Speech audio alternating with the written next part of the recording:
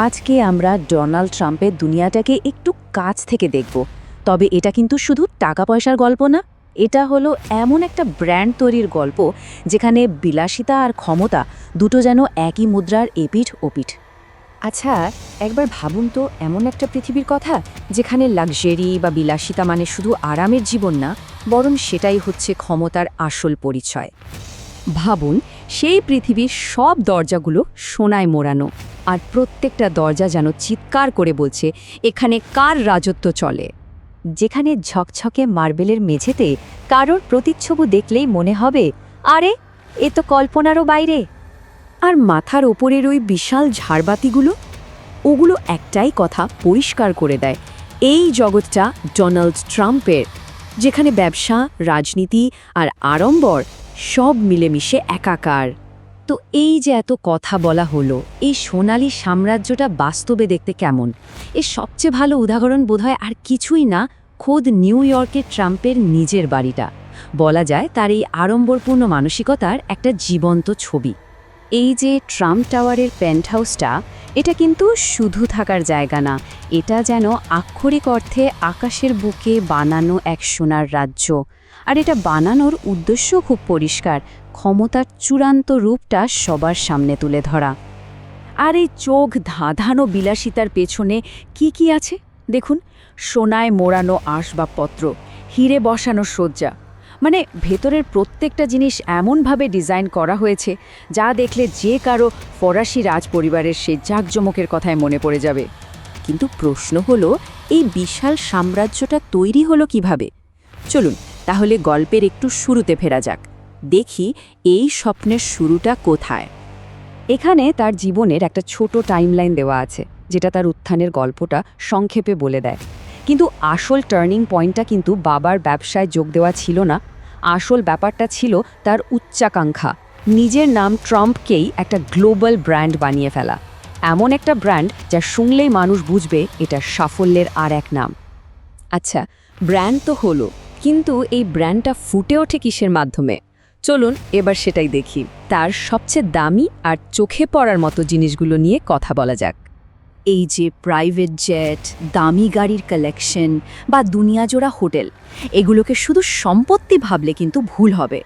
এগুলো আসলে ক্ষমতার এক একটা অস্ত্রাগারের মতো। প্রত্যেকটা জিনিসই যেন তার শক্তি আর স্ট্যাটাসের প্রতীক। এই ব্যাপারটা ভাবলেই তার ব্র্যান্ডের ফিলসফিটা একদম পরিষ্কার হয়ে যায়। তার যে প্রাইভেট বোয়িং 757 প্লেনটা আছে, সেটার সিট বেল্টগুলোতেও নাকি সোনার প্রলেপ দেওয়া। মানে বুঝতেই পারছেন, একটা সাধারণ দরকারি জিনিসকেও তিনি ঐশ্বর্যের প্রদর্শনীতে পরিণত করেছেন। আর এই সব কিছুর পেছনে আছে বিপুল পরিমাণ অর্থ। রিয়েল এস্টেট, নিজের নামের ব্র্যান্ড লাইসেন্সিং আর টেলিভিশন শো, এসব থেকে তার মোট সম্পদের পরিমাণ কয়েক বিলিয়ন ডলার। আর হ্যাঁ, তার প্রত্যেকটা কাজেই এই বিলাসের ছাপটা একদম স্পষ্ট। তো এতক্ষণ আমরা ব্যবসা আর বিলাসিতার কথা বললাম, কিন্তু আসল প্রশ্নটা হলো, এত যত্ন করে তৈরি করা এই ক্ষমতা আর লাক্সারির ব্র্যান্ডটা রাজনীতির দুনিয়ায় পা রাখল কীভাবে? আর সেটাই ঘটল 2016 সালে। তিনি আমেরিকার 45তম প্রেসিডেন্ট নির্বাচিত হলেন, একজন রিয়েল এস্টেট ব্যবসায়ী থেকে সোজা বিশ্বের সবচেয়ে ক্ষমতাধর নেতা। এই মুহূর্তেই বলা যায় ট্রাম্প ব্র্যান্ডটা ক্ষমতার একেবারে চূড়ায় পৌঁছে যায়। আর এটা তখন শুধু ব্যবসার গণ্ডিতে আটকে থাকে না, সোজা ইতিহাসের পাতায় ঢুকে পড়ে। মজার ব্যাপার হলো, হোয়াইট হাউসে যাওয়ার পরেও তার স্টাইল কিন্তু খুব একটা বদলায়নি।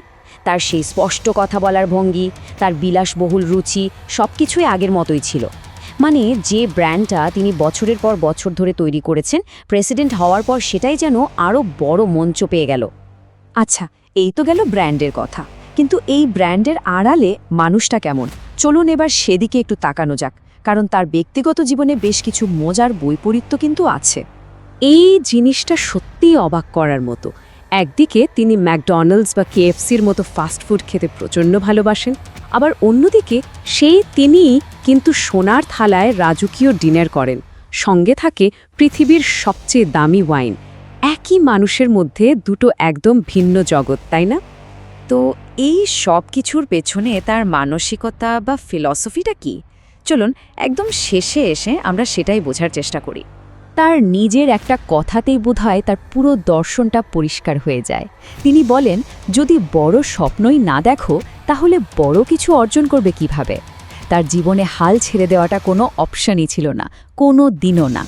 তাহলে একদম শেষে এসে একটা প্রশ্ন কিন্তু থেকেই যায়, ডোনাল্ড ট্রাম্পের এই পুরো গল্পটা কি শুধু চোখ ধাঁধানোর টাকা পয়সা আর বিলাসের গল্প, নাকি এটা আসলে এক অদম্য মানসিক শক্তিরও গল্প, যে শক্তি সব রকম সমালোচনার মুখেও ভেঙে পড়ে না?